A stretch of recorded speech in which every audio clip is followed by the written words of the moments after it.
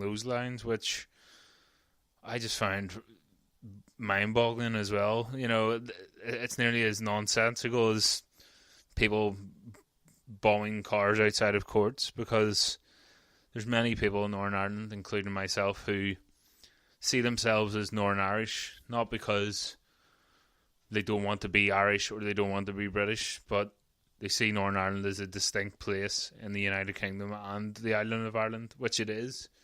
And people who just deny that are, I don't know, you know, just being plain ignorant to that fact. You know, Northern Ireland is a strange wee part of the UK and Ireland, you know, and I think you need to accept that. Otherwise, you know, you're not going to get anybody on board on that movement, because a lot of people see themselves distinct like that, and I think it's a good thing. You know, if you ask somebody in the street and they're not, you know, what nationality are you, and they don't straight away go British or Irish, but they say they're Northern Irish, I think that's progress for me anyway, and sign of a, you know, a more progressive generation of people. So that's all I'll say on that. Yeah, as I alluded to at the start of the podcast, the whole Brexit thing has been rumbling on, or should I say burning away, because it's been an absolute shambles still over the past few weeks. So not only is the Northern Ireland executive still missing in action, I'll check here how many days it is now, but I think we're approaching maybe 750 or so. But with stalemate now in Westminster, which is just it's hard to describe how frustrating it is. Yeah, it's been 734 days since Northern Ireland has had a government, and that's around £8 million in MLA wages, working out at nearly £100,000 per MLA, which is crazy. And I've said before, there's a lot of MLAs who want to be in Stormont discussing actual issues and representing their constituents like they were voted in to do so, but, you know, the hard lines that the DUP mainly and Sinn Féin are taking are just causing so much pain, and so many things are stagnating because of their unwillingness to work with each other.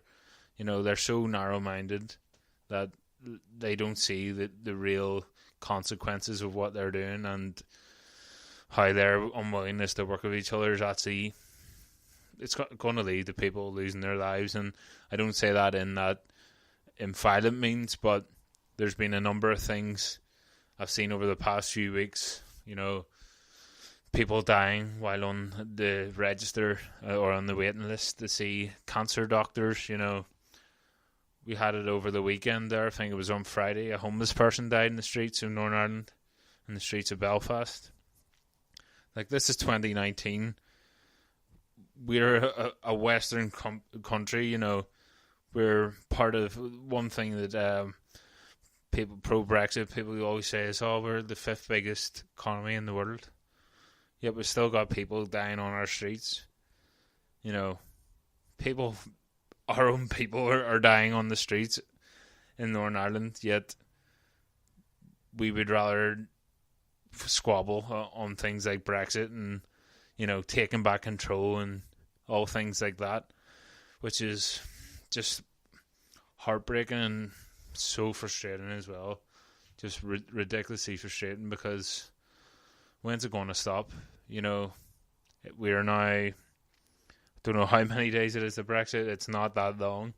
You know, we're talking maybe 2 months until the date for Brexit, and it's like a circus.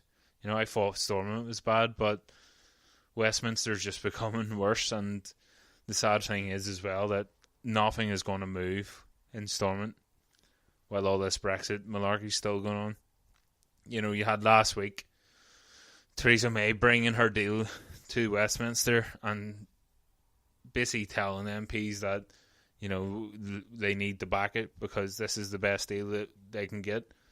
And I don't like to agree with Conservatives because, they've inflicted so much pain on society, for 70s, 80s, there's a lot of gripes I have with Conservatives, mainly Thatcher's Conservative government and how they tried to cover up things like Hillsborough and just absolutely ruined, the working class and trade unions, things like that. But on this instance, I actually agree with Theresa May. I think this is the best deal that she can get. And, it's bad when they were debating the deal and Scottish MPs were having to stick up for Northern Ireland and saying that this was a great deal for Northern Ireland because the DUP are so blind and dedicated to getting rid of this backstop, which is the only way that things can progress. Yet, it's just mind-boggling. Yeah, I just think that Theresa May is trying to sell a deal for something she doesn't fully believe in as well. Anybody in her circumstance, I think, wouldn't be able to get a better deal. Or, we're always going to get criticised. I said it before, the people of the UK were sold the unicorn, but in reality, the best thing they can hope for is like a three-legged donkey, because that's basically Brexit summed up. But yeah, while this all goes on and people are clashing over ideologies and taking back control, we've got people dying on cancer waiting lists. We've got universal credit, which has been delayed, I think, for 6 months, but that's already destroyed so many people's lives as well. And issues like this just aren't being progressed, and real people's lives are being affected now before Brexit comes in. I was talking to a nurse when I was up in the diabetic clinic with my other half and getting a routine checkup, and she was saying that the NHS are so worried about where the insulin's going to come for diabetic people, because I think at the moment it's supplied by I think it's a Norwegian company. But if we're going into the case where there's no deals set up, no trade deals or anything like that, where does that leave things like that? And we had last week, I think it was leaked from the civil service, that civil servants were being asked to volunteer at petrol pumps in March because there may be a shortage in petrol. Like, what is going on? It's almost like the people in Parliament are just so hell-bent on delivering the Brexit that people voted for, but the amount of assumptions that brings as well. I heard somebody saying that we want to implement Brexit, we want to take back control from the European Court of Justice. Now, if you ask Joe Bloggs on the street who voted for Brexit, I'd say 99% of the people who voted for Brexit, that wasn't their worry, and it's not that all people who voted for Brexit did so on immigration reasons. That's not the case, and it's becoming more and more clear that isn't the case. And there's a lot of genuine worries, and I don't think people who voted for Brexit should be disregarded or their opinions disregarded like so many people do on Twitter. I've seen a lot of Remain people just completely being ignorant to people who voted for Brexit and nearly automatically branding them as racist when that really isn't the case. And just some of the things I've seen over the past few months from pro-Remain people, and I voted to Remain, nearly makes you think twice. But yeah, there's just too many rich Tories and too many out of touch Tory MPs that don't realise the damage that they're causing by dragging their heels and failing to support Theresa May's deal, when the next day there's a vote of no confidence and they backed her completely.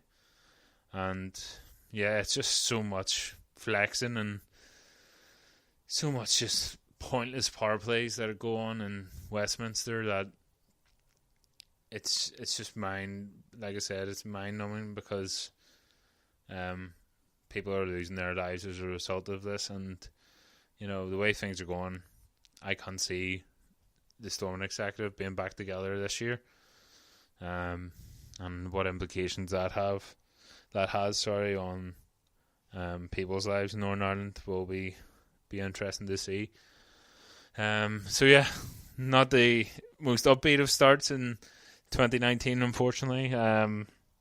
But with the challenges that we're facing here in Northern Ireland, I didn't expect there to be much to be upbeat about. So, yep, that's all for this week. I'm going to try and organise another few car politics or car politics. Again, I don't know how to pronounce it, but you catch my drift. I'm going to try and arrange a few more of those with a few different viewpoints, and that should be an interesting listen. But that's all for this week. If you haven't already, check out Belcast on Facebook, Twitter, Instagram. You can listen on Acast, SoundCloud, YouTube, iTunes, Spotify, all the usual places.